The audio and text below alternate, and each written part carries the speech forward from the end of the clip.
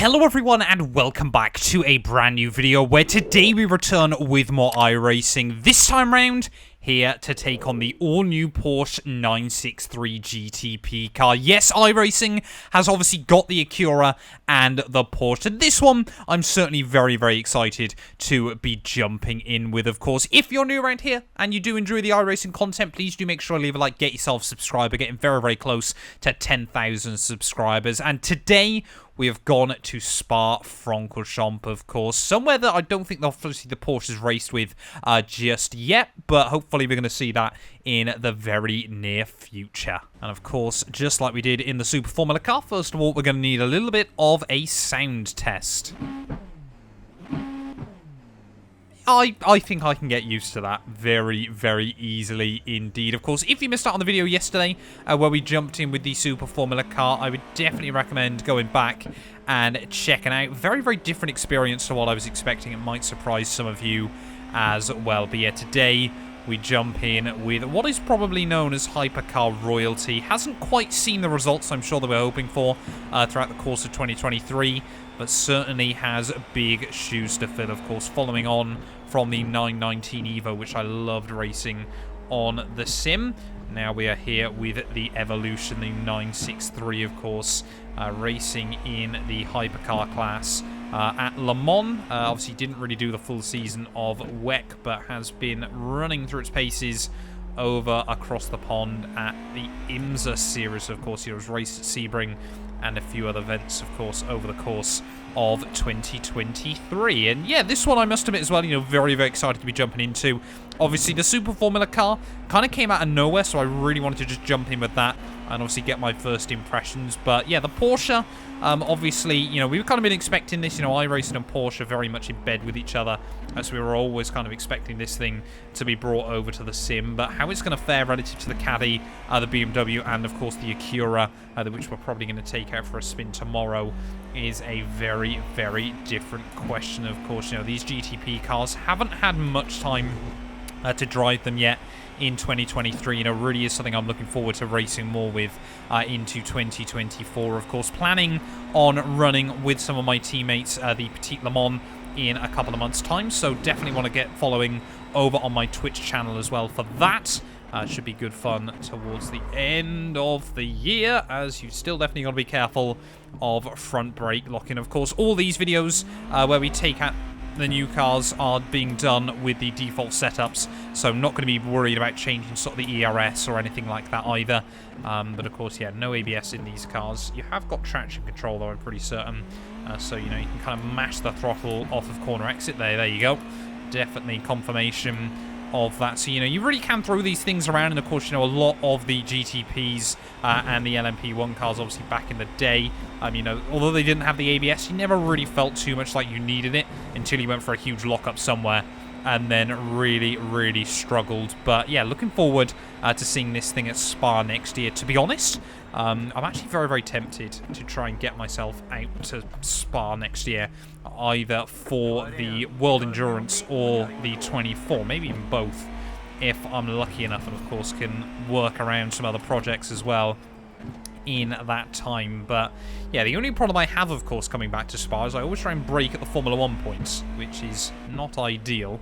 But yeah, I mean, this thing though, obviously Spa desperately need to overhaul as well. I probably should just get that out there. You know, it's still good fun on the sim, but could do with, you know, a rescan at some point in the near future. I would sure, you know, iRacing are trying to get that into the works. Of course, Zandvoort are recently being redone as well, which I'm going to be taking the Acura to tomorrow. You know, a bit of a rogue choice, but I kind of thought two birds, one stone with that car, because obviously, you know, looking forward to driving it, but not quite as much as I am for the Porsche. Now, I think this thing is going to be a very, very popular choice as we move towards the end of 2023. And obviously, the big thing, of course, that we all hope is that iRacing can get the BOP sorted, you know, very, very clean and tidy, because I'd love to see all four cars, you know, constantly racing in splits and things like that as well. So, you know, iRacing, you know, I think if anyone can be trusted to do a good job with it, I would assume iRacing is the company you'd put that trust in as well.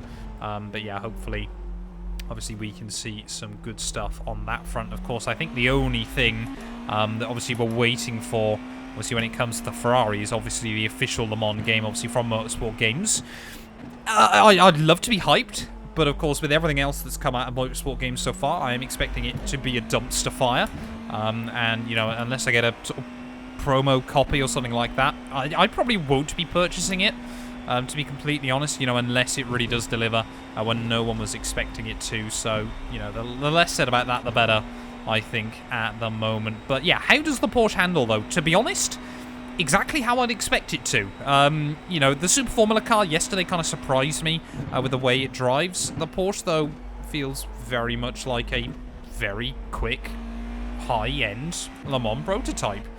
You know, like I said, struggling a little bit with the braking to begin with. Of course, the lap times are ever so slightly slower than we saw towards the end of the LMP1 category, but does feel quick, you know, feels pretty stable through the corners, everything like that. It just honestly feels quite easy to drive, you know, whether, obviously, when we get some quicker setups on the car, whether it become a bit more of a challenge is a story for another day. But yeah, obviously, we kind of found this with the Cadillac, didn't we, last season? Where obviously, you know, the BMW, obviously where it was the only car, it was quite difficult to drive, and then they kind of made it a whole lot easier when they brought the Cadillac in, obviously to keep them fair and competitive, you know, the way the brakes worked and things like that. And obviously the Porsche, yeah, kind of feels quite similar in that regard. Of course, sounds very, very different to the Cadillac. I don't think, you know, if you want a car just for listening to screaming around circuits, the Cadillac is probably always going to be the way to go. Probably one of the best cars sounding-wise on the entire sim still. But yeah, I think the Porsche, you know, sounds good in its own right. Of course, 7-speed gearbox in this thing as well. Of course, you know, Porsche as well, the first team really in 2023, of course, to actually get customer cars out there as well. You know, everything so far has been manufacturers. But yeah, GTP is such an exciting time, you know, especially as Formula 1's got a bit boring again. You know, GTP cars, I think, is certainly where a lot of the interest is going to be over the next few years as well. And of course, you know, especially because Ferrari were able to win at Le Mans as well, there, I think, you know, has gone and elevated that hype and interest even more than you ever would be expecting as well there. But 2:02 then last lap. Of course, we will go for a full attacking lap next time around, where I'll let you guys listen to the audio. But I'm intrigued to see just how much closer we can get to the flat 2 minutes. The only thing I'm gutted about, of course, you know, because this is, you know, a prototype and everything like that, I missed the little Porsche clock in the center of the dash. Don't know if you can turn on that TV screen either on the side. I would hope and assume you can. For some reason, iRacing always defaults it off. But yeah, hopefully, obviously, we can try and get that enabled as well.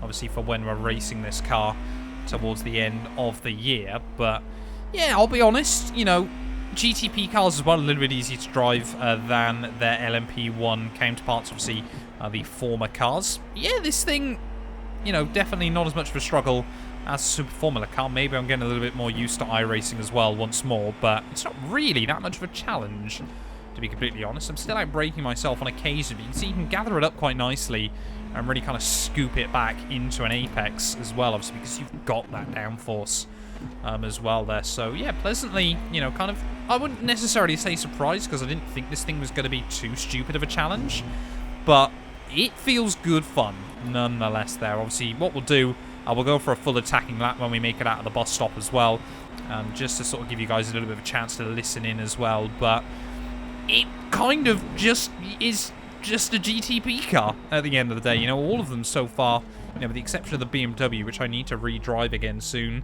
kind of feel very, very similar in that regard. So, you know, a little bit of a shame, but, you know, if that's the way they drive in real life, and I think iRacing is going to give you a fairly accurate representation, that's the way they drive. Let's go for a full attacking lap then, see what time we can do, and allow you guys to listen in now, as actually found the apex through the source for a change.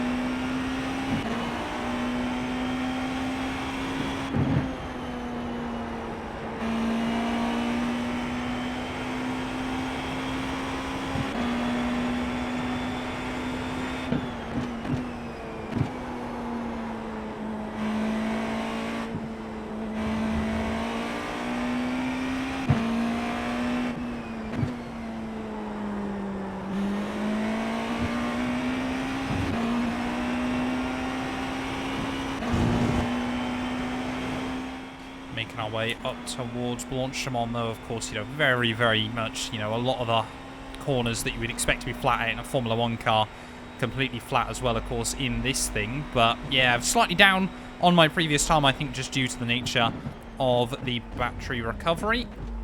Oh, just really try and chuck it into the bus stop there. You really can try and get the power down off the corner. Struggles a little bit with traction bog on the exits, but that's going to be a 202 even, I should say.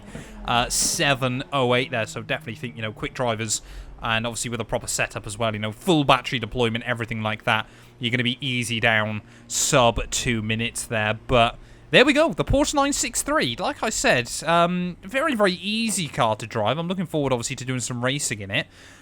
Does feel a little bit nondescript, though, which, let me know whether you think that's a good or a bad thing. It just sometimes, yeah, feels like these GTP cars are all a bit similar. A massive thank you to my Patreon supporters that you can see currently on your screens. If you want to join them from as little as £1 a month, it would be massively appreciated and you help support my work. You also get access to weekly updates from myself with everything going on behind the scenes with the channel. But yeah, a massive thank you to the names you see on your screen, and we'll be back very soon with a brand new video.